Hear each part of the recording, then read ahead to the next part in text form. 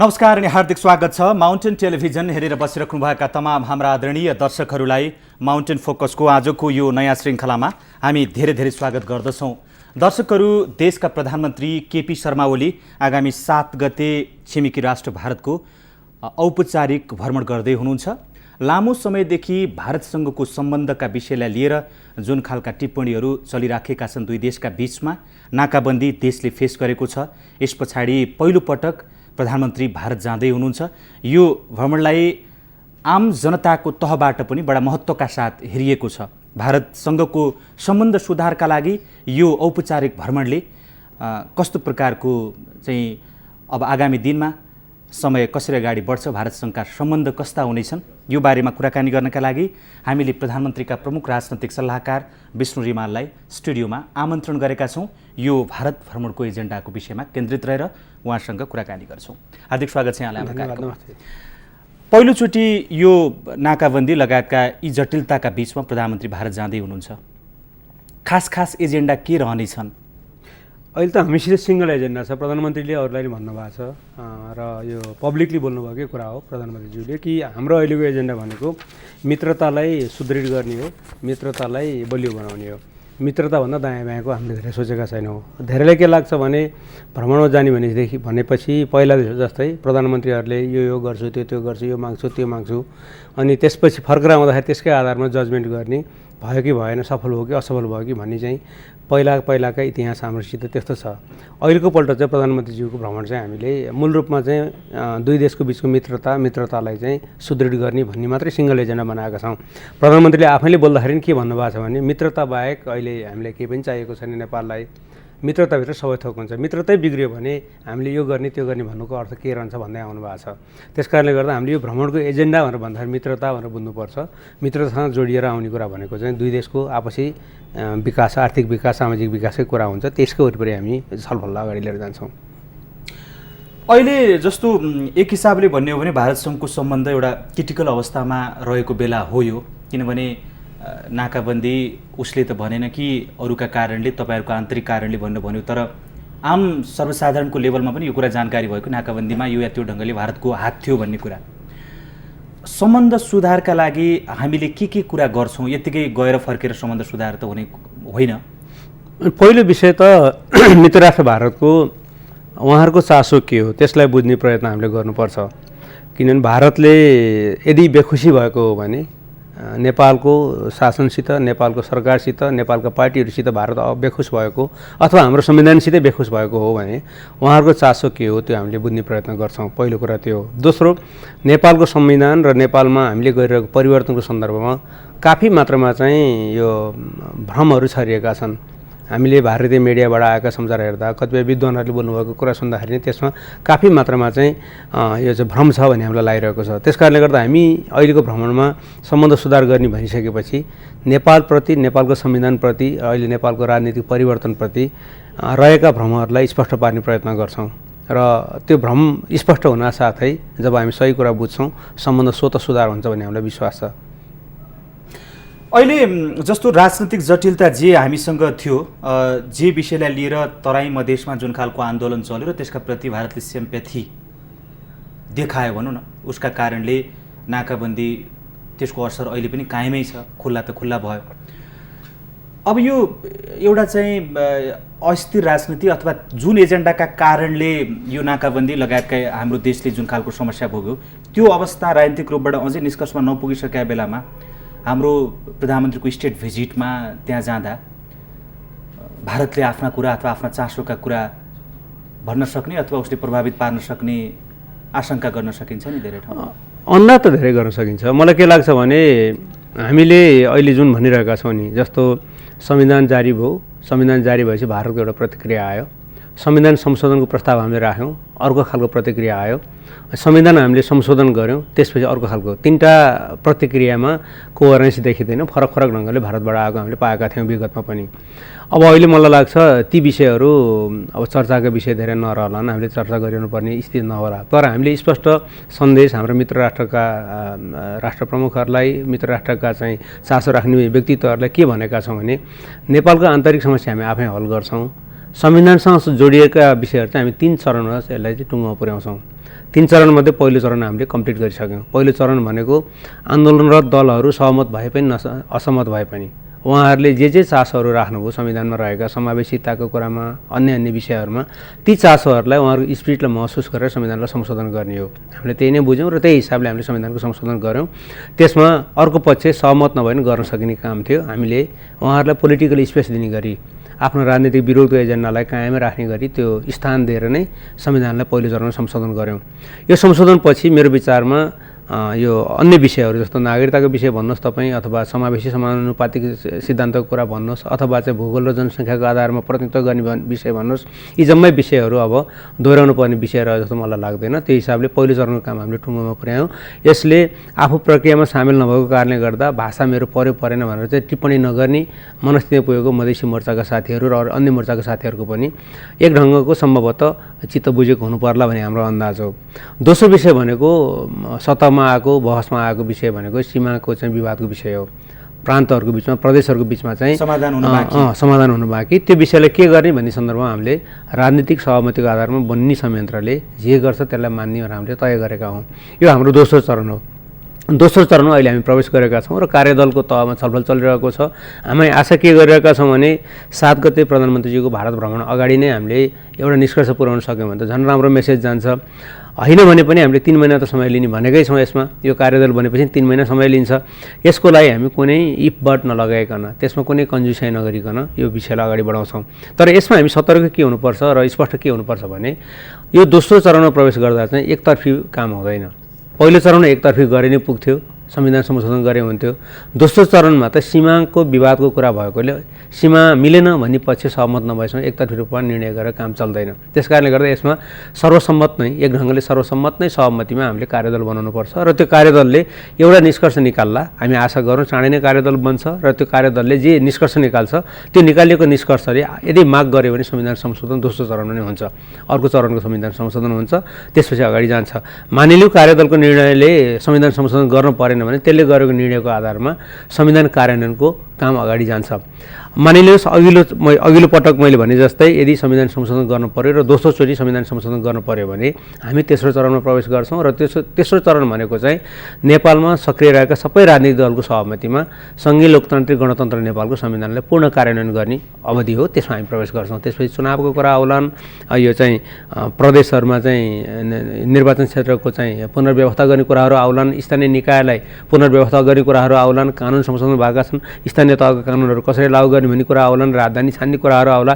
यो चरणमा हामी प्रवेश गर्छौँ र अहिले बनेको नयाँ संविधानलाई पूर्ण कार्यान्वयन गर्ने तहमा जान्छौँ। मैले यो जम्मै किन दोहोऱ्याएर भनिरहेको छु भने हामीले मित्रराष्ट्र भारतमा गएर सम्बन्ध सुधारको कुरा गरिरहँदाखेरि के भयो, नेपालभित्रको आन्तरिक कुरो के छ भन्ने यदि चासो रहेछ भने यी विषयहरू हामीले स्पष्ट पारिदिनुपर्छ। यद्यपि बुझ्ने मान्छेहरूले, संविधान पढेका मान्छेहरूले अहिले 3 बुँदामा गरिएको जुन राजनीतिक सहमति थियो, एक ढङ्गको रोड म्याप सत्ताधारी दल र प्रमुख प्रतिपक्षी दल बाहिर ल्याए, त्यो नजिकबाट हेर्नेहरूले बुझेकै छन्। फेरि पनि त्यसमा कतै कन्फ्युजन छ, कतै त्यसमा दुविधा छ भने त्यसलाई स्पष्ट पार्ने काम चाहिँ हामी गर्छौँ।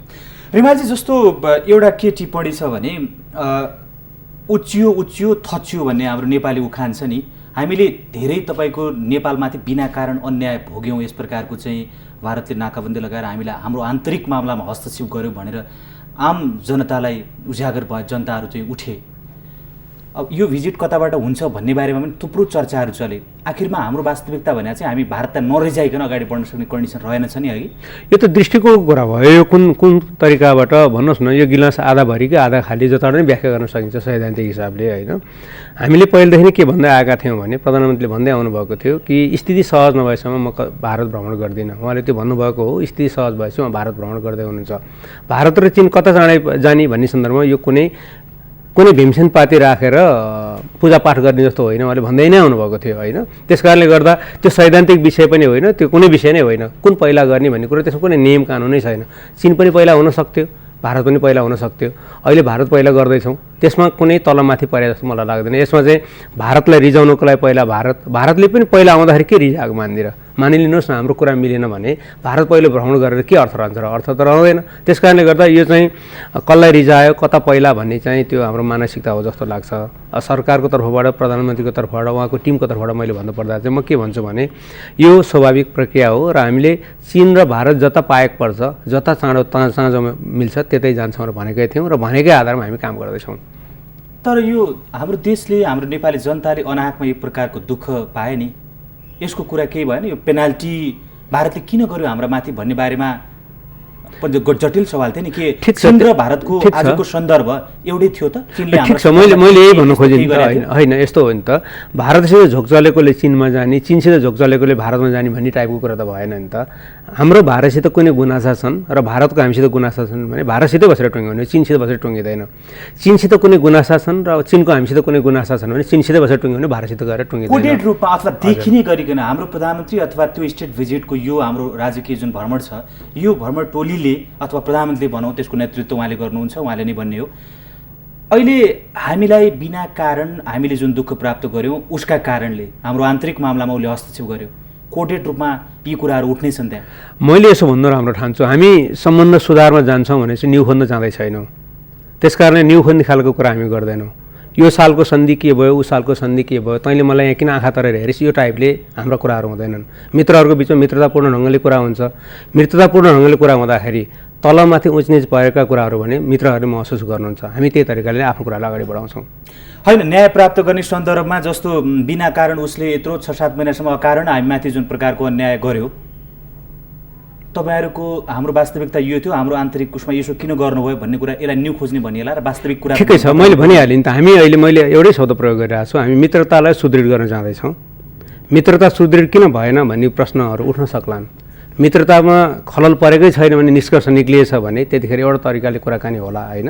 जब हामी मित्रतामा खाल्टो परेको छैन भने तहमा पुगेछौँ भने त्यतिखेर त अब होइन अब यो त यस्तो थियो उस्तो थियो भनेर भन्नुपर्ने स्थिति नआउला नि। हामीले एउटा त भन्यौँ नि सुरुमै, जबसम्म मेरो देशमा नागरिकहरूले सीमा पारीबाट आउने इन्धनहरू सहज ढङ्गले आइरहेको देख्दैनन्, उता अड्केर रहेका मालहरू सीमा अवरोधको कारणले गर्दा प्राप्त गर्न सकिरहेका हुँदैनन्, बिजनेस कम्युनिटी लगायत सर्वसाधारणले समेत प्रश्न उठाइरहेको बेलामा मलाई भारत भ्रमण गर्न त्यति धेरै उचित लाग्दैन। प्रधानमन्त्रीले भन्दै आउनुभएको हो, त्यो मिडियाले लेखेको कुरा, मिडियामा छापेकै कुरा हो, त्यो नै हामीले भन्यौँ, त्यो नै गर्दै आयौँ।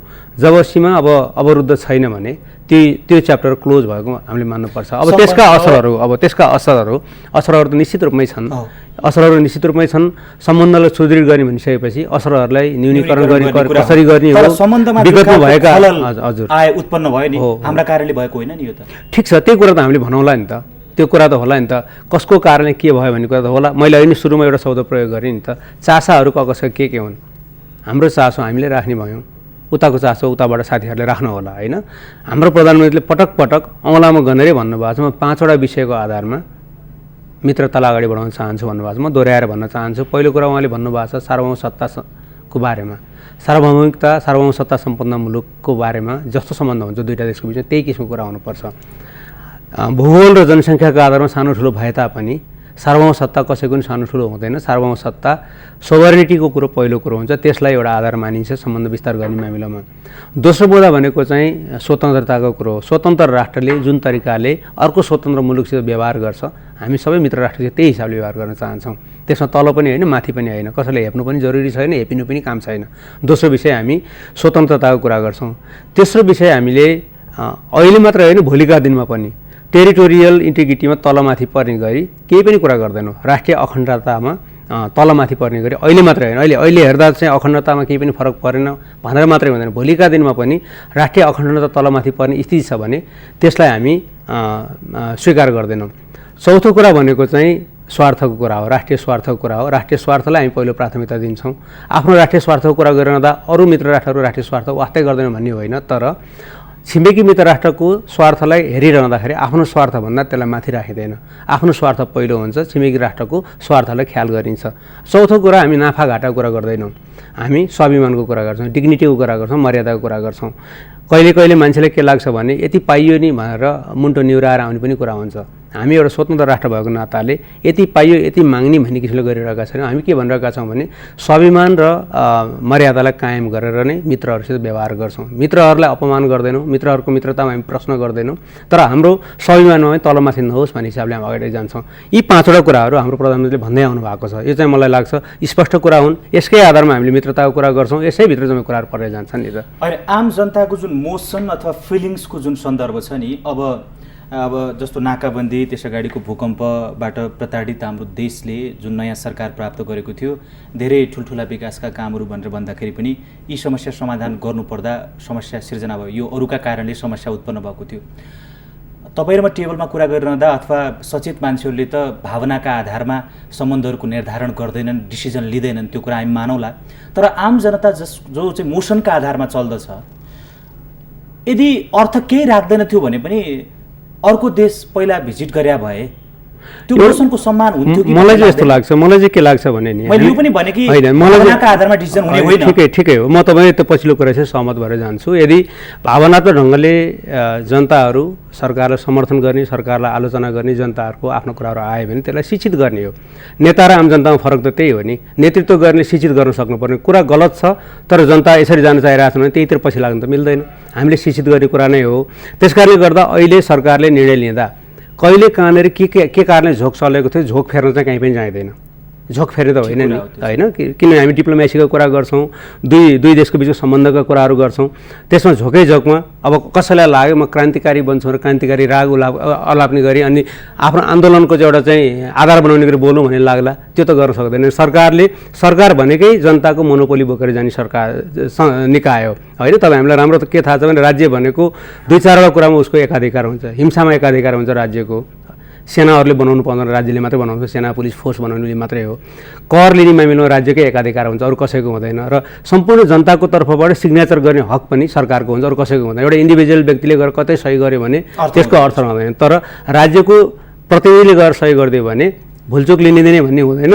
तुरन्त भुक्तानी दिइनेछ भने चेकमा लेखेको जस्तै, हाम्रो चाहिँ नोटमा लेखेको जस्तै त्यो सरकार प्रमुखले गरेको सहीलाई चाहिँ त्यो तहको महत्त्व दिइन्छ, ग्यारेन्टी साथ मानिन्छ। त्यस कारणले गर्दा यो यति जम्मै मोनोपोलीको हक भएको, होइन, अधिकार भएको व्यक्तिले कुनै मित्र राष्ट्रको भ्रमण गर्छ भने उसले यो जम्मै कुरालाई मनमा हेका राखेर मेरो जनताको चिन्ता के हो, मेरो जनताको चासो के हो, मेरो जनताको चासोलाई कसरी सम्बोधन गर्ने हो, मेरो जनताको मनमा रहेका पीडाहरूलाई कसरी सम्बोधन गर्ने हो र मित्र राष्ट्रहरूले कसरी व्यवहार गरिदिनु भन्ने कुराले हेकाइराखेर बोलिहाल्छ नि त। त्यस कारणले गर्दा मैले अहिले तपाईँको यो लोकप्रिय सञ्चार माध्यममा बोलिरहँदाखेरि पनि हामी यसो गर्छौँ, त्यसो गर्छौँ, उसो गर्छौँ र भन्नु धेरै उचित होला जस्तो मलाई लाग्दैन। त्यस कारणले गर्दा पनि मैले तपाईँले स्पष्ट पार्न खोजेको। हामी यो सन्दर्भ फेरि जोड्नेछौँ। दर्शकहरू, प्रधानमन्त्रीका प्रमुख राजनैतिक सल्लाहकार विष्णु रिमालसँग कुराकानी गरिरहेका छौँ। आगामी फागुन 7 गते प्रधानमन्त्री केपी शर्मा ओलीको राजकीय भ्रमण अथवा औपचारिक स्टेट भिजिट भारतमा हुँदैछ, पहिलोपटक उहाँको, र त्यो भिजिटका सन्दर्भमा केन्द्रित भएर हामीले कुराकानी गरिरहेका छौँ। सन्दर्भ फेरि जोड्नेछौँ, बेला भएको छ छोटो विश्रामको।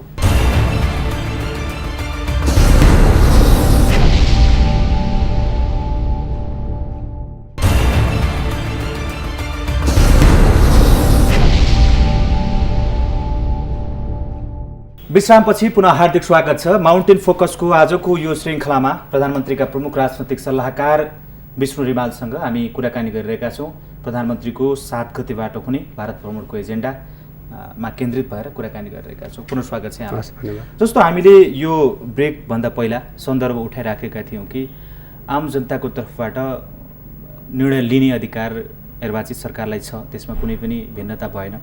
यहाँले मोनोपोली अथवा आम जनताको मोसनको कुरा गर्नुभएको थियो नि, एकातिर बगिराखेका बेलामा खास त्यति अर्थ राख्दैन थियो। जस्तो प्रधानमन्त्रीले पनि भीमसेनलाई पाती राखेर कता जाने भन्ने जोखाना गर्ने कुरा होइन भनेर भनिराख्नु भएको थियो। चिनै गइदिए अब के फरक पर्थ्यो? त्यस्तो के अर्थ हुन्थ्यो त? झोक चलेपछि मात्रै चिन जाने, नभए नजाने भन्ने त हुँदैन। त्यो होइन, मैले अहिले नै भनिहालेँ नि, जताको तयारी पहिला हुन्छ त्यतै जानिने कुरा हो, होइन? चीनमा अहिले चाहिँ यतिखेर चीनमा त अहिले बिदा पनि छ, तपाईँहरूलाई थाहा नै छ। चीनले हामीलाई औपचारिक ढङ्गले डाकेको भनेको चाहिँ बोआओ फोरमको नजिक पारेर डाकेको हो। हामीले डेट फाइनल गरिसकेका छैनौँ। निम्ता गर्ने देशले उसले डाकेको तिथिभन्दा अगाडि नै आउँछु भनेर चाहिँ दौडिनु पर्ने, हतारिनु पर्ने, त्यति राम्रो पनि हुँदैन थियो होला। अहिले चीनमा विदा भएको समय छ, उहाँहरूको चाइनिज नयाँ वर्ष छ, त्यसपछि उहाँहरूको आफ्ना सरकारी केही विषयहरू छन्, ती आफ्नो ठाउँमा छँदैछन्। म यो तुलना गर्नै चाहन्न, तपाईँले दोहोऱ्याएर उठाउनु भयो भने मात्रै भन्न खोजेको हो। यदि चीनको भ्रमण पहिलो पाएको पर्थ्यो भने चिनी पनि जान सकिन्थ्यो, यो भारत रिजाउने, चीन खुसी पार्ने, नपार्ने अथवा भारतलाई चाहिँ बेखुसी पार्ने भन्ने कुरै होइन। अमेरिका पनि हुनसक्थ्यो, युरोपको कुनै पनि देश हुन सक्थ्यो। तर फेरि अब हाम्रो जस्तो देशमा जो अब हामी विकासशील देश छौँ र चाहिँ द्वन्द्वबाट भर्खरमाथि आएका छौँ र चाहिँ अहिले चाहिँ विध्वंसबाट पुनर्निर्माणको बाटोमा गइरहेका छौँ, हाम्रो लागि भ्रमण भनेको कामसँग मात्रै जोडिन्छ, अरू हिसाबले जोडिँदैन। घुमिहाल्नु त प्रधानमन्त्री भइहाल्यो एकचोटि भन्ने हिसाबले भ्रमणमा जानु पनि छैन। अहिलेको प्रधानमन्त्रीको त्यही एजेन्डा वाइज नै जाने हो। भारतसित हाम्रो एजेन्डा छ, तपाईँले अघि नै धेरै विषय उठाइसक्नु भएको छ, र चीनसित पनि हाम्रो एजेन्डा छ, अहिले नै तपाईँले सङ्केत गर्नुभएको छ। त्यस कारणले गर्दा तत्काल भारत र चीनको भ्रमण हुन्छ भन्ने किसिमको कुरा यही कारणले भएको। जस्तै एउटा त हामी सन्देश दिन खोजिरहेका छौँ नि त, विगतमा कुनै पनि प्रधानमन्त्रीज्यूहरू भारतको अथवा चीनको भ्रमण जाँदाखेरि तपाईँहरूले छ्यापछ्याप्तै लिस्ट पाउनुहुन्थ्यो नि बजारमा, यो गर्ने, त्यो गर्ने, उसो गर्ने। यहाँसम्म कि 1-to-1 मिटिङमा नि यो विषयमा कुरा गर्ने भनेर आउँथ्यो। यदि 1-to-1 मिटिङ हुने त्यस विषय त बाहिर आउँदैन थियो नि, त्यो हेर्दाखेरि पनि नमिल्दो कुराहरू नै संसारमा आउँथे। अहिले हामीले त्यस्तो केही पनि भनिरहेका छैनौँ। हामीले भनिरहेका छौँ हाम्रो अरू एजेन्डा छैन, मित्रतालाई दुरुस्त गर्नु छ भारतसित। चीनको सन्दर्भमा यो शब्द प्रयोग नहुन सक्ला, अरू नै विषय हुन जाला। हामीले भूपरिवेष्टित राष्ट्रले पाउने अधिकारको कुराहरू त्यसपछि बोल्न सक्छौँ होला। अहिले भारतसित कुरा गरेर मित्रतामा यदि खाल्टो परेको छ भने यसलाई दुरुस्त पार्न पर्यो। मित्रतामा खाल्टो परेकै कारणले गर्दाखेरि धेरै प्रश्न उठ्न गए होलान्, हाम्रो अन्दाज त्यही नै हो। त्यस कारणले गर्दाखेरि हाम्रो चासो यो हो र मित्र राष्ट्र भारतको चासो के हो, हामीले सोध्ने कुरा यही नै हो। र मित्र राष्ट्र भारतले सोध्ने चासो, उसले राखेको चासोलाई हामीले गर्न सक्ने सम्बोधन के हो हामीले स्पष्ट पार्ने कुरा हो, र त्यही हिसाबले हामी अगाडि जाने हो। त्यस कारणले गर्दा विषय वाइज देशहरूको छनौट गरेर भ्रमणमा जाने भएको कारणले गर्दाखेरि त्यही नै रहेको हो। मैले अघि नैको शब्द फेरि दोहोऱ्याएर भन्न चाहन्छु कि यो कुनै देशलाई देखाउन र कुनै देशमा जाने अथवा कुनै देशलाई खुसी पार्न अर्को देशमा नजाने भन्ने जस्तो कुरा होइन। यो संजोगले अहिले भारतसित हामी पहिलोचोटि भ्रमण जाँदैछौँ। यो नहुन नि सक्थ्यो, चीन पहिला पनि हुन सक्थ्यो, अहिले भारत नै पहिलो भयो, यति मात्र। तपाईँले यो भनौँ न फर्मल्ली यो अन्तर्वार्ताका क्रममा यो बोल्न मिल्ला या नमिल्ला, कति भन्न मिल्ला नमिल्ला, कोट अनकोट विषयहरू, तर भारतका चासोका सन्दर्भहरू सचेत नेपाली नागरिकले झन्डै बुझिसकेका छन्। उसले हाम्रो राजनीतिक परिवर्तन अथवा हामीले अगाडि सार्न खोजेका विषयहरूमा आफ्नो चासो जाहेर गर्न खोजिराखेका छ। यो विषयमा यो पनि प्रश्न छ कि जस्तो अहिले तराई मधेसमा 2वटा प्रदेशको सन्दर्भ आइराखेको छ, मुख्य एजेन्डा त्यहाँ लिएर जोडिएको छ। उसको औपचारिक रूपबाट यो कुरा नआए पनि उसको एजेन्डा हो यो भन्ने मान्छेहरूले बुझिराखेका छन्। त्यस्तो भन्यो भने नेपालको सन्दर्भमा नेपालको शासन व्यवस्था कस्तो बनाउने, नेपालमा को मान्छे प्रधानमन्त्री मन्त्री बन्ने, को मान्छे चिफ सेक्रेटरी बन्ने अथवा हाम्रो प्रदेशको सीमा कसरी बनाउने भन्ने कुरो 70% नेपालीको चासोको विषय हो। त्यसमा कुनै पनि मित्र राष्ट्रहरूले यसमा धेरै चाहिँ कुरा गर्नु उपयुक्त हुन्छ। यही जवाफ हुन्छ तपाईँहरूको? हाम्रो जवाफ त यही नै आइरहेको छ पहिलेदेखि नै। हामीले के भनिरहेका छौँ भिजिटको क्रममा होइन, पहिलेदेखि नै ओपनली नै भनेका छौँ, दुई पछि भेटमा नै भनिरहेका छौँ कि हामीले हाम्रो घरभित्र कुरा हामी मिलाउँछौँ, अरूले मिलाउने होइन। जस्तो संविधान जारी गऱ्यौँ, संविधान जारी गर्ने बेलामा विभिन्न मित्र राष्ट्रको आफ्नो चासो थियो होला, तर हामीले संविधान जारी गर्ने निर्णय गऱ्यौँ नि त। 16 बुँदे सहमति गऱ्यौँ, त्यसपछि 4वटा दल एक ठाउँमा बस्यौँ, त्यसलाई निर्णय गऱ्यौँ, त्यसलाई जारी गऱ्यौँ। कतिपय मित्र राष्ट्रहरूले चाहिँ रोक भनेर भने पनि मिडियामा आएको थियो नि त, तर हामीले आफूले तिथिमिति आफै तय गऱ्यौँ, हामीले आफैले सही गऱ्यौँ, आफैले त्यसलाई चाहिँ जारी गऱ्यौँ। त्यस कारणले गर्दाखेरि नि हामीले घरभित्रको कुराहरू, हाम्रा राजनीतिक विषयहरू, हाम्रा आफ्ना चासोको विषयहरूमा चाहिँ झ्यालबाट पनि अब टुँडालबाट पनि कहीँबाट पनि मित्र राष्ट्रहरूले दूरबीन लगाउनु पर्दैन भन्ने नै कुरा भन्छौँ नि त। यसमा त कुनै लुकाएर भन्नुपर्ने जरुरी नै छैन, त्यो हाम्रो आफ्नो कुरा हो। तर हामीले कुनै निर्णय गर्दाखेरि यदि छिमेकी राष्ट्रहरूको सुरक्षाको सन्दर्भमा, छिमेकी राष्ट्रहरूको कुनै सामाजिक जीवनमा तलमाथि पर्छ भने कसरी पर्छ त्यो चाहिँ हामीले जिज्ञासा राख्छौँ। यदि साँच्चीकै पर्ने रहेछ, हामी कन्भिन्स रहेछ, हुने तहमा पुगेछ भने नेपाली जनताले जानकारी गराउँछौँ। किनभने अहिलेको प्रधानमन्त्रीले भारत भ्रमणको क्रममा उहाँले संवाद थाल्दाखेरि पूर्व प्रधानमन्त्री, पूर्व परराष्ट्र मन्त्री, पूर्व राजदूतबाट थाल्नुभयो, उहाँहरूको सुझाव लिएर अगाडि बढ्नुभयो। त्यसपछि बिजनेस कमिटीसित बस्नुभयो, अरू चाहिँ दलका नेताहरूसित बस्नुभयो र उहाँ पार्लियामेन्टलाई सम्बोधन गरेर पार्लियामेन्टलाई अहिलेसम्म प्राप्त गरेको सुझावको आधारमा पार्लियामेन्टलाई सम्बोधन गरेर म मित्रताको सन्देश बोकेर जान्छु भनेर जाँदै हुनुहुन्छ। भनिसकेपछि जे विषय उठे पनि हामी घरभित्रको कुरा कि घरभन्दा बाहिरको कुरा त्यो दुईटा छुट्याएर नै कुरा गर्छौँ। भनेपछि अहिले जुन भारतका चासोका सन्दर्भहरू छन् त्यो सन्दर्भहरूमा कुरा हुँदा हाम्रो जवाफ यही रहनेछ भन्ने हामीले विश्वास राख्न सक्छौँ। ठिक हो होइन, हामीले हाम्रो घरभित्रको कुरा त हामी नै गर्छौँ, त्यो त खुला कुरा छ। प्रधानमन्त्रीले बोल्दै आउनु भएको छ, अरू मन्त्रीहरूले पनि बोल्दै आउनु भएको छ र मलाई लाग्छ अलमोस्ट सबै राजनीतिक दलहरू, संविधान व्यवस्थापकीय संसदमा रहेका सबै दलहरूले नै घरभित्रको कुरा घरमै मिल्न आउनुपर्छ भनेर भन्नुभएको छ। मलाई त लाग्छ भारतले पनि त्यही भनिरहेको छ, तपाईँहरूको आन्तरिक मामला तपाईँहरू मिलाउनुहोस्, तपाईँहरूको कारणले गर्दाखेरि सीमामा अवरुद्ध भयो भन्दै उहाँहरूले आउनु भएको छ। उहाँहरूले त्यही भनिसकेपछि त उहाँहरूले अन्यथा सोध्नु छ भने कसरी मैले शङ्का गर्ने र होइन त्यही होइन हामीले नाकाबन्दीको सीमा अवरुद्ध भयो भन्दाखेरि भारतले दिएको जवाफ औपचारिक जवाफ हामीलाई के हो भने हामीले केही पनि गरेका छैनौँ, तपाईँहरूको घरभित्र नै तपाईँहरूको सीमामा अवरोध भयो, त्यस कारणले गर्दा माल जान पाएन, तपाईँहरूको घरको माल काम ठिक गर्नुहोस्, हामीलाई केही छैन भन्दै आउनुभयो उहाँहरूले औपचारिक रूपमा। जब उहाँहरूले त्यो औपचारिक भनिरहनु भएको छ नि, यसमा हामीले कसरी शङ्का गर्छौँ? अब प्रस्ट्याउँछौँ भनेर भन्नुभएको छ नि, जस्तो हाम्रो वास्तविकता अहिले हाम्रो सरकारले गरिरहेका काम कारबाहीहरू, हाम्रो संविधानले तय गरेका विधि विधानहरूका सन्दर्भमा हामी सरकारलाई फेरि प्रष्ट रूपमा प्रस्ट्याउँछौँ भन्नुभएको छ नि। यति लामो समयसम्म यो खालको विवाद सिर्जना भएको छ, उहाँहरूका आफ्ना चासोहरू छन्, त्यत्रो संयन्त्र छ उहाँहरूसँग, नेपालबाट संविधानभित्र के कुराहरू छन्, कस्तो गर्न खोजिया छ, के हुन् चासोका विषयहरू, त्यो कुरा चाहिँ के उहाँले यो चाहिँ के अरे यसको खोजी नीति जाँच पडताल गर्नुभएको छैन होला र? होइन, मेरो पनि तपाईँको जस्तै प्रश्न हो। त्यति शक्तिशाली मुलुकका सक्षम एजेन्सीहरू छन्, ती एजेन्सीहरूलाई थाहा नभए नहुनुपर्ने। जस्तो नेपालमा के मधेसमा रहेका मान्छेहरू नागरिकताबाट वञ्चित हुने स्थिति बनाएको छ र अहिलेको संविधानले? छैन नि त। हामी कहाँ त बाउ चाहिँ आइडेन्टिफाई नभएको कोही मान्छे छ भनेदेखि बाउ आइडेन्टिफाई भएपछि एउटा तहमा जान्छ, बाउ विदेशी रहेछ भने होइन, मान्छे आइडेन्टिफाई नै भएन, बाउ आइडेन्टिफाई नै भएन भने त्यो बच्चाले त सिधै जन्मसिद्ध नागरिकता पाउँछ भनेर चाहिँ हाम्रो त्यसरी दिएका छौँ। कोही मान्छे यहाँ नेपालमा जन्मियो भने विदेशी बाउकै सन्तान छ भने उसले अङ्गीकृत नागरिक पाउँछ भनेका छौँ हामीले। हाम्रो देशमा त गैर नागरिक बन्ने राज्यविहीन मान्छे बन्ने परिकल्पना अहिलेको संविधानले गरेका छैन। फेरि पनि भारतको कतिपय प्रबुद्ध व्यक्तिहरूले मिडियामै देख्यौँ हामीले, मलाई लाग्छ संसदमै त्यो कुरा उठ्यो जस्तो लाग्छ, भारतको लोकसभामै उठ्यो जस्तो लाग्छ। ती ठाउँमा कोही मान्छेले नागरिकता पाउने भए, कोही चाहिँ नागरिकताबाट वञ्चित हुने भए भन्नेसम्मको पनि चर्चा आयो। त्यो त एजेन्सीहरूले प्रबुद्ध वर्गहरूले सूचना दिएर आएको जस्तो लागेन, त्यहाँ त कम्युनिकेसन व्यापक ग्याप भएको जस्तो लाग्यो। यदि त्यो चाहिँ बुझ बचाइएको होइन भने है, मैले यो शब्द विनम्रतापूर्वक राख्न चाहन्छु, यदि साँच्चीकै त्यो इन्फर्मेसनको आधारमा बोल्नुभयो भए त त्यहाँ ठुलो चाहिँ खाडल रह्यो, त्यो सूचनाको खाडललाई पुरताल गर्ने काम हाम्रो हो, हामी गर्छौँ त्यो चाहिँ। अब यो यस कारणले गर्दा जस्तो अब प्रधानमन्त्रीको भ्रमणका ताका सबै मान्छेहरूसँग उनीहरूलाई चाहिँ सचेत गराउने अथवा उनीहरूलाई चाहिँ चेतना दिने अथवा सूचना दिने भन्ने कुरा सम्भव नहोला। यसका लागि चाहिँ पूर्व तयारीका अरू विज्ञहरू लेभलको भिजिटहरू पनि गर्नुपर्ने होला। तर अब यो भिजिटका बेलामा चाहिँ सरकारसँग त औपचारिक ढङ्गले कुराकानी हुने नै भयो, त्यसबाहेक प्रबुद्ध वर्ग अरू त्यहाँका राजनीतिक दलहरूसँगको भिजिटका कार्यक्रमहरू के कस्ता छन्? 7 गते यहाँबाट गइसके पछाडिको भनौँ न फर्मल जो भन्न मिल्ने भिजिटका कार्यक्रमहरू के छन्? कार्यक्रम जम्मै बाहिर आएको छैन, पब्लिक भएको छैन, तर मोटामोटी कार्यक्रम के हुन्छ भने हामी 7 गते 19 तारिकको दिन भारतमा रहेको हाम्रो राजदूतावासमा प्रजातन्त्र दिवसको सन्दर्भ पारेर त्यहाँ रिसेप्सन आयोजना गर्छौँ। प्रधानमन्त्री त्यसमा सामेल हुनुहुन्छ र भारतका विभिन्न व्यक्तित्वहरू जसलाई हाम्रो राजदूतावासले विभिन्न सरकारी राजकीय प्रोग्राममा आमन्त्रण गर्ने गर्छौँ, उहाँहरूसित हामी त्यहाँको चाहिँ रात्रि रिसेप्सनमा सामेल हुन्छौँ। 8 गतेको दिन हाम्रो त्यहाँ महत्त्वपूर्ण भेटघाट 8 गते नै हुन्छ, हामीलाई त्यो लागेको छ। कार्यक्रमको चाहिँ मोटामोटी खाका त्यही नै होला, त्यो अन्तिम रूप आएको छैन, तलमाथि भएछ भने त्यसअनुसार नै सच्च होला। राष्ट्रपतिज्यूदेखि प्रधानमन्त्रीज्यूसम्म र उपराष्ट्रपतिसम्मलाई भेट्ने काम हाम्रो प्रधानमन्त्रीसित द्विपक्षीय वार्ता हुने काम चाहिँ त्यही दिन 8 गते सम्पन्न हुन्छ।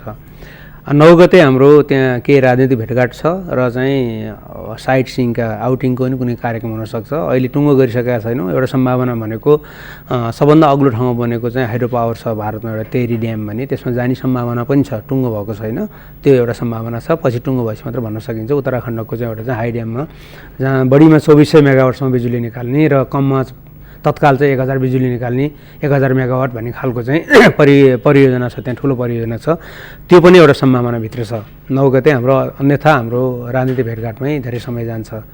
10 गतेको दिन हाम्रो मूल रूपमा चाहिँ 2टा महत्त्वपूर्ण भेटघाट हुन्छ। एउटा ICWA भन्ने एउटा संस्था छ भारतमा, Indian council of world affairs भन्ने, त्यसमा त्यहाँका थिङ्क ट्याङ्क बुद्धिजीवी वर्गहरूसित हाम्रो प्रधानमन्त्रीले सम्बोधन गर्नुहुन्छ। त्यहाँ अहिले मैले भनेका कतिपय जिज्ञासाहरू त्यहाँ पनि हामी स्पष्ट पार्ने प्रयत्न गर्छौँ, बौद्धिक जमातमा पनि।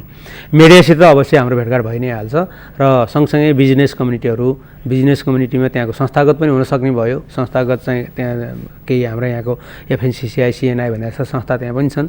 ती संस्थाहरू उहाँहरूको काउन्टर पार्टसित चाहिँ संयुक्त रूपमा चाहिँ मिटिङ हुनसक्छ, त्यहाँ सम्बोधन गर्ने काम पनि हुनसक्छ। र नेपाली जनताहरूसित, त्यहाँ भारतमा बसेका नेपाली जनतासित पनि हाम्रो प्रधानमन्त्रीज्यूको भेटघाट हुन सक्ने सम्भावना छ। त्यहाँ राजनीतिक दलहरू, थुप्रै दलहरू छन् भारतका राजनीतिक दलहरू, वामपन्थी गैर वामपन्थी दुवै थरी दलहरूले नेपालको लोकतन्त्रमा, नेपालको अप्ठ्यारोमा सहयोग गरेका छन्। अस्ति मात्रै नेपाली कङ्ग्रेसका तत्कालीन सभापति सुशील कोइरालाजीको प्रधानमन्त्रीको निधन हुनासाथ सुषमा स्वराजजी जो विदेश मन्त्री पनि हुनुहुन्छ उहाँकै नेतृत्वमा विभिन्न दलका नेताहरू आउनुभयो र प्रधानमन्त्रीले समवेदना दिएर जानुभयो। 2-4 घण्टालाई आउनुभयो, समवेदना दिएर जानुभयो, भेटेर जानुभयो। त्यो किसिमको सद्भाव उहाँहरूले देखाउने गर्नुहुन्छ। छिमेकीले गर्ने कामै गर्नुभयो उहाँहरूले। त्यस कारणले गर्दा त्यस्ता दलका नेताहरूसित पनि प्रधानमन्त्रीको भेटघाटको कुरा हुनसक्छ त्यहाँनिर। त्यसबाहेक हामी 10 गते यो कार्यक्रम सिद्ध्याइसकेपछि हामी भुज जाने योजनामा छौँ। गुजरातको भुज, त्यहाँ चाहिँ पहिला केही वर्ष अगाडि भुइँचालोले तहस-नहस पारेको थियो र त्यसलाई पुनर्निर्माण गरिएको थियो। त्यो पुनर्निर्माणको पक्ष चाहिँ सम्भवतः हामीलाई के लाग्छ भने हाम्रो पुनर्निर्माण कामलाई सहायक पनि हुनसक्छ। त्यही भएर हाम्रो भ्रमण दलमा सम्भवतः लगानी बोर्डको चाहिँ कार्यकारी प्रमुख र चाहिँ पुनर्निर्माण प्राधिकरणको कार्यकारी प्रमुख पनि रहनुहुन्छ होला। लगानी बोर्डको चाहिँ कार्यकारी प्रमुख रहनुभयो भने उहाँले लगानीका वातावरणको सन्दर्भमा, नेपालका कानुनका सन्दर्भमा, नेपालको विधिको बारेमा पनि उहाँले बताउने काम गर्नुहुन्छ। किनभने हाम्रो दोस्रो एजेन्डा भनेको मित्रता पछिको एजेन्डा भनेको देश विकास गर्ने आर्थिक एजेन्डा नै हो। त्यसको लागि चाहिँ हामी हाम्रो तर्फबाट स्पष्ट पार्ने काम गर्छौँ भन्ने पनि लागिरहेछ।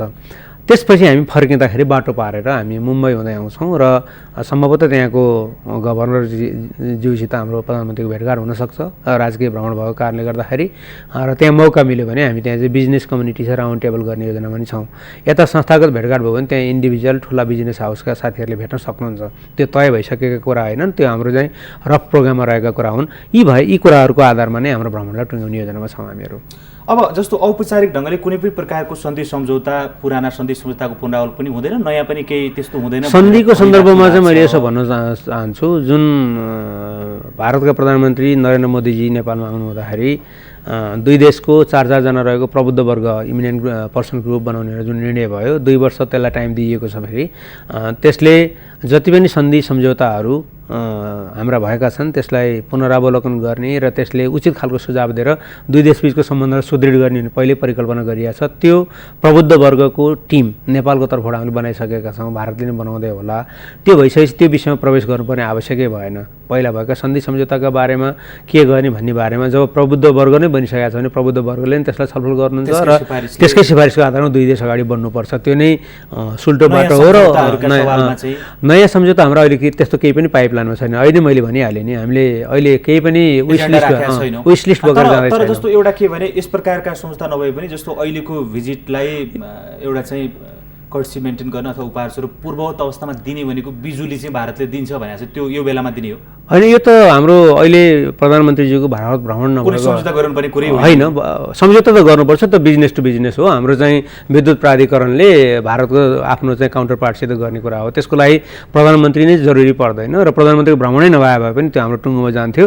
यो बेला हुन्छ त्यो, किनभने तपाईँले भन्नुभएको मुजफ्फरपुर ढल्केवर ट्रान्समिसन लाइन पछि चाहिँ हामीले किन्ने भनेको 80-90 मेगावाट बिजुलीको कुरा गर्न खोज्नुभएको होला जस्तो लाग्छ मैले तपाईँलाई।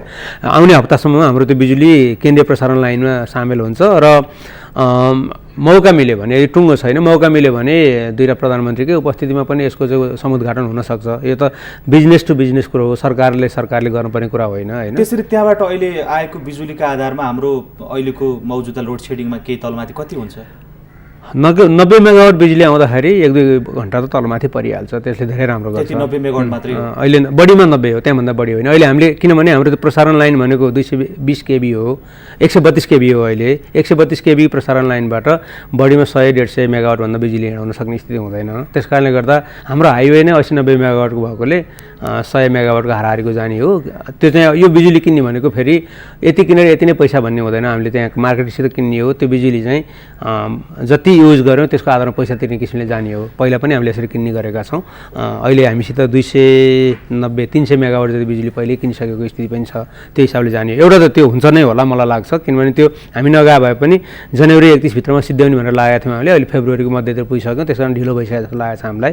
हाम्रो यहाँ चाहिँ प्रसारण लाइन बनाउन ढिलो भएर भएको, त्यो टुङ्गिसकेको छ। त्यस कारणले गर्दा एउटा त्यो त होला नै।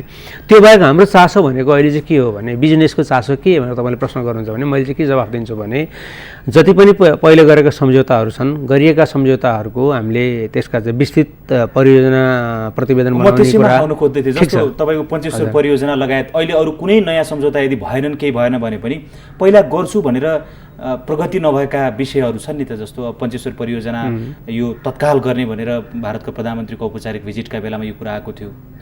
अगाडि खासै बढे जस्तो देखिँदैन यो कुरा। पञ्चेश्वर पहिलेको तुलनामा यस्ता थुप्रै अरू पनि सम्झौता भएका चिजहरू छन्। ठिक हो, तपाईँको कुरासित मेरो सहमति हो। हामीले यही विषयमा नै अहिलेको द्विपक्षीय सम्बन्धको आर्थिक सम्बन्धको सवालमा चाहिँ पहिले गरिएका कतिपय सम्झौताहरूलाई त्यसलाई खिरिलो बनाउने काम भनौँ न, होइन, टुङ्गोमा नपुगेको। जस्तो पञ्चेश्वर यहाँले उदाहरणै लिनुभयो। पञ्चेश्वर लामो समयसम्म त्यत्तिकै बस्यो, हाम्रो ठुलो सपना देखिएको थियो पञ्चेश्वरको सन्दर्भमा। मैले त आफ्नो पार्टीको कुरा गर्नुपर्दा आफ्नो पार्टी नै फुटेको पञ्चेश्वर परियोजनामा सम्झौता गर्दाखेरि। हामी त्यो तहको समस्यामा परेका मान्छे हौँ हामीहरू। त्यसो हुँदाखेरि त्यसले दिएको सपना पुरा गर्नलाई पहिला त सिइओ नै थिएन, अहिले सिइओ नियुक्त भइसक्नु भएको छ, कार्यकारी प्रमुख नियुक्त हुनुभएको छ नेपालको तर्फबाट हुनुहुन्छ। र यो चरण कहिलेसम्म हामीले यसको विस्तृत परियोजना प्रतिवेदन तयार गर्ने, टिपिआर कहिलेसम्म बनाइसक्ने हो, यसको चाहिँ वित्तीय व्यवस्थापन कसरी गर्ने हो, त्यसपछि गएपछि यसको टाइम लाइन कहिले कसरी र कति बिजुली निकाल्ने हो, पानी कसरी व्यवस्थापन गर्ने हो भन्ने जस्ता त पहिलो कुरा आइ नै हाल्छ। यिनै कुरा हुन्। अहिले प्रधानमन्त्रीज्यूले नयाँ कुरा कुनै नभन्दा पनि पहिले गरेका सम्झौता, तपाईँले हुलाकी राजमार्गको कुरा गर्न सक्नुहुन्छ। हुलाकी राजमार्गमा हामीले बनाउनु पर्ने पुल बनाइसकेका छौँ। मित्र राष्ट्र भारतले आफ्नै पैसामा आफूले बनाउने काममा चाहिँ त्यसमा उल्लेखनीय ढङ्गले प्रगति भएको छैन भन्ने हामीलाई लागेको छ। त्यसमा त यसलाई प्रगति कसरी गर्ने, फास्ट कसरी गर्ने भन्ने सन्दर्भमा हाम्रो जिज्ञासा हुनसक्छ। त्यो बाहेक अब सहुलियत दरमा ऋण दिने कुरा घोषणा भएको छ। पहिला दाता राष्ट्रमा पनि भएको छ, दाता राष्ट्र सम्मेलनमा पनि भएको छ, त्योभन्दा अगाडि पनि घोषणा गरिएको छ सहुलियत दरको ऋण, हामी लाइन अफ क्रेडिट भन्छौँ, होइन। त्यसपछि अनुदानको कुरा छ। अनुदानको पैसा कहाँ, कुन परियोजनामा कसरी लगानी गर्ने, अनि सहुलियत दरमा आएका ऋणलाई कहाँ सहयोग खर्च गर्ने भन्ने बारेमा यी त छलफल हुन्छन् नै, यी विषयहरू छन्। त्यसै कारणले गर्दा हाम्रो भ्रमण दल, मेरो आफ्नो अन्दाजमा अब महत्त्वपूर्ण व्यक्तित्वहरू रहनुभएको भ्रमण दल हुन्छ। सरकारका सचिवहरू, मुख्य सचिवहरू नै रहनुहुन्छ होला भन्ने मलाई लाग्छ। यसमा सरकारका मन्त्रीहरू नै यसमा रहनुहुन्छ। यद्यपि मलाई के लाग्दैन भने अहिलेको भ्रमणमा मन्त्री स्तरमा सम्झौता गर्नुपर्ने विषयहरू धेरै रहन्छ जस्तो लाग्दैन। तरै पनि यिनै पहिला गरेका सम्झौताहरूलाई नै व्यवस्थित गर्नु पर्यो। कुनै चाहिँ एमओयूमा साइन गर्नु पर्यो भने सचिव, सहसचिव अथवा राजदूत स्तरबाट गर्नुपर्ने, कतिपय सन्दर्भमा राजदूतकै तर्फबाट सबैको जिम्मेवारी लिएर नै गर्ने चलन हुन्छ। यी कामहरू चाहिँ हुन सक्छन्। र अब अन्त्यमा चाहिँ जस्तो आम मान्छेहरूमा एउटा त्रास छ, जस्तो अहिले यति बेला प्रधानमन्त्रीको भारत भ्रमणका बेलामा भारतका चासोहरूलाई देखिने गरी या नदेखिने गरी सम्बोधन गर्ने कुरामा सहमति, लिखित रूपमै नभए पनि मौखिक रूपमा सहमति यदि हामीले गरेनौँ भने अहिले जुन यो सिधै मधेसी मोर्चाका नेताहरूले भन्नुभएको छ केपी ओलीजीलाई चाहिँ भारत जान दिनका लागि हामीले खोल्या भने उहाँहरूमध्ये कतिले यो भाषणमै पनि भन्नुभएको छ बाहिर आम सुनिने गरिकन। त्यस प्रकारका चासोहरू हामीले दुःख प्राप्त गर्छौँ कि फेरि यो दोहोरिने हो कि यो पीडा भन्ने खालका चिन्ता छन्। ठिक छ, जनताको चिन्तामा त हामी संवेदनशील छँदै नै छौँ। तर मैले यहाँले सुरुमा उठाउनु भएको एउटा अहिले भर्खरै उठाउनु भएको विषयलाई चाहिँ सम्बोधन गर्न आवश्यक ठान्छु कि मधेसी मोर्चाका नेताहरूलाई हाम्रो प्रधानमन्त्री केपी ओलीलाई भारत भ्रमण किन गराउनु परेर उहाँले भन्नुभयो। त्यही त अनौठो लाग्ने। उहाँहरूले केपी ओली भारत भ्रमण गर्नु र नगर्नुसित उहाँहरूको सम्बन्ध के रहेर? उहाँहरूलाई केपी शर्मा ओली सम्माननीय प्रधानमन्त्रीज्यू मन नपरेको भए त भारत त के कहीँ पनि जान नदिएर रोक्नुपर्ने नि, होइन। तराईमा जान दिन्न भने जस्तो रोक्नुपर्ने, भारत जानलाई उहाँहरूले खोल्नुपर्ने कुनै जरुरी छैन।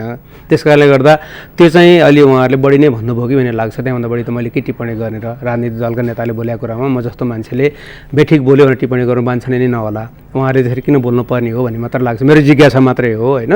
तर जनताहरूलाई चाहिँ म प्रधानमन्त्रीज्यूकै तर्फबाट उहाँले त भन्दै आउनुभएको छ, यदि कुनै जनताहरूले सुन्न भ्याउनु भएको छैन भने म स्पष्ट के पार्न चाहन्छु भने राष्ट्रहित, राष्ट्रिय स्वार्थ र अघि नै भनेको 5वटा विषयलाई तलमाथि पार्ने गरी हामी केही कुरामा नि लिखत, अलिखत, मौखिक, देखिने नदेखिने केही पनि गर्दैनौँ। हाम्रो कार्यक्रममा सहभागिता जनाउनु भयो। समय र संवादका लागि यहाँलाई धेरै धन्यवाद छ। धेरै धन्यवाद यहाँलाई पनि, यहाँले मौका दिनुभयो। सबै श्रोतालाई नमस्ते। दर्शकहरू, उहाँ हुनुहुन्थ्यो प्रधानमन्त्री केपी शर्मा ओलीका प्रमुख राजनैतिक सल्लाहकार एवं एमालेका पोलिट ब्युरो सदस्य, एमाले नेता विष्णु रिमाल, जोसँग हामीले कुराकानी गऱ्यौँ।